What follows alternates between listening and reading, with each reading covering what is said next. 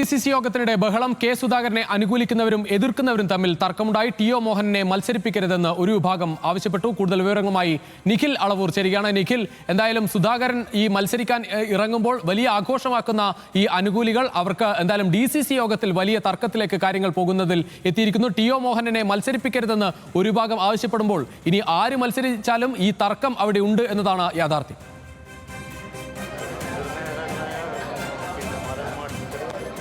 രുചീഷ്, ഏതായാലും ആ നിലയ്ക്ക് തന്നെയാണ് കാര്യങ്ങൾ പോകുന്നത്. ഇന്നിപ്പോൾ കണ്ണൂർ DCC ഓഫീസിൽ കണ്ണൂർ എളയാവൂർ ബ്ലോക്ക് കമ്മിറ്റികളുടെ യോഗം വിളിച്ചിരുന്നു. ആ യോഗത്തിലാണ് ഇത്തരത്തിൽ കെ സുധാകരൻ അനുകൂലികളും അദ്ദേഹത്തെ എതിർക്കുന്ന ആളുകളും തമ്മിൽ വലിയ രീതിയിലുള്ള വാക്കേറ്റവും തർക്കവും ഒക്കെ ഉണ്ടായത്.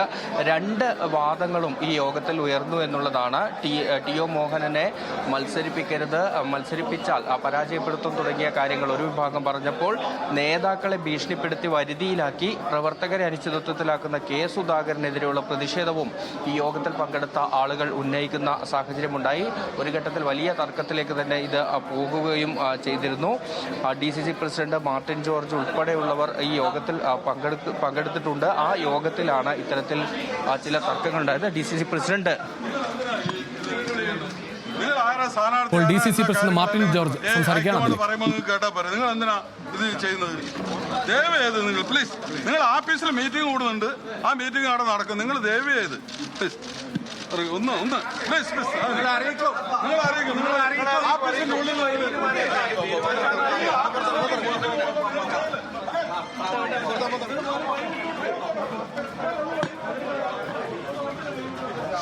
രുചീഷ്, ഏതായാലും Kannur DCC president advocate Martin George സംസാരിക്കുകയായിരുന്നു. അദ്ദേഹം ഈ യോഗം കഴിഞ്ഞ് പുറത്തേക്ക് ഇറങ്ങിയതാണ്.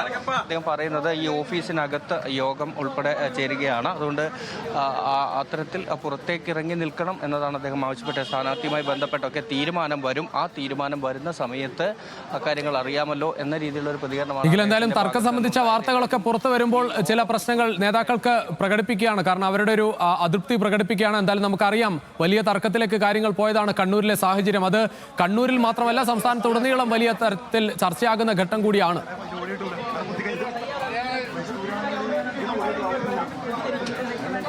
രുചീഷ്, തീർച്ചയായും രാവിലെ മുതൽ നമ്മൾ കാണുന്നതാണ് കെ സുധാകരൻ അനുകൂലികൾ അവർ ഇവിടെ എത്തി കെ സുധാകരന് വേണ്ടി മുദ്രാവാക്യം വിളിക്കുകയും അദ്ദേഹത്തിന് വേണ്ടി സംസാരിച്ചുകൊണ്ടിരിക്കുകയും ചെയ്യുന്നതൊക്കെ നമ്മൾ കണ്ടതാണ്.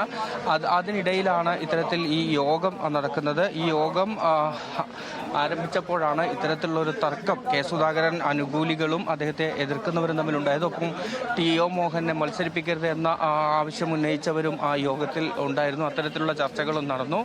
വലിയ രീതിയിലുള്ള വാക്തർക്കവും ഒക്കെ അവിടെ ഉണ്ടായിരുന്നു. ചേരിതിരിഞ്ഞുള്ള ഒരു വാക്തർക്കം തന്നെ അവിടെ നടക്കുന്ന സാഹചര്യം ഉണ്ടായിരുന്നു. ഏതായാലും ഇപ്പോൾ DCC പ്രസിഡന്റ് പറയുന്നത് സ്ഥാനാർത്ഥി ആരാണ് തുടങ്ങിയ കാര്യങ്ങളെല്ലാം തന്നെ അറിയാം. അതുവരെയും ഒറ്റക്കെട്ടായി തന്നെ കോൺഗ്രസ് പ്രവർത്തകർ തെരഞ്ഞെടുപ്പ് രംഗത്ത് ഉണ്ടാകും ഈ സ്ഥാനാർത്ഥി വന്നതിന് ശേഷം എന്നുള്ളതാണ്. ഏതായാലും ഇപ്പോൾ ആ യോഗം അവസാനിച്ചിട്ടുണ്ട്.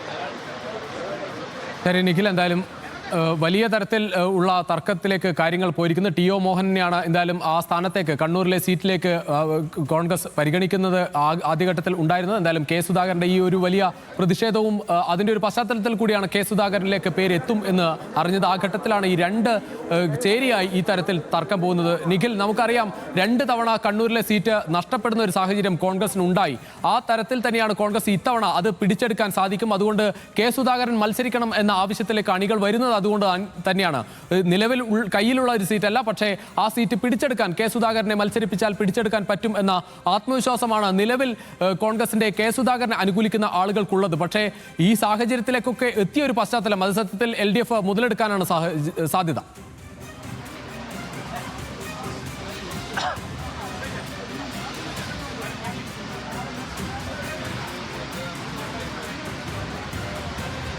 എന്തായാലും കണ്ണൂരിലെ DCC യോഗത്തിനിടെയാണ് വലിയ ബഹളം ഉണ്ടായത്. കെ സുധാകരനെ അനുകൂലിക്കുന്നവരും എതിർക്കുന്നവരും തമ്മിൽ തർക്കമുണ്ടായി. ടി ഒ മോഹനെ മത്സരിപ്പിക്കരുതെന്ന് ഒരു വിഭാഗം ആവശ്യപ്പെട്ടു. പിന്നീട് കെ സുധാകരനെ അനുകൂലിക്കുന്നവരുമായി വലിയ തർക്കത്തിലേക്ക് പോയി. ഇപ്പോൾ മാർട്ടിൻ ജോർജ് DCC പ്രസിഡന്റ് പുറത്തു വന്ന് മാധ്യമപ്രവർത്തകരുമായി അല്പം രോഷമായാണ് പ്രതികരിച്ചത്. അവിടെ നിന്ന് മാറണമെന്ന് ആവശ്യപ്പെട്ടു. അല്പസമയത്തിനകം തന്നെ പട്ടിക പുറത്തു വരും എന്ന് തന്നെയാണ് പ്രതീക്ഷിക്കുന്നത്. ആ പട്ടികയിൽ കെ സുധാകരന്റെ പേരുണ്ടാകുമോ എന്ന കാര്യത്തിലാണ് എല്ലാവരും ഉദ്വേഗത്തോടെ കാത്തിരിക്കുന്നത്.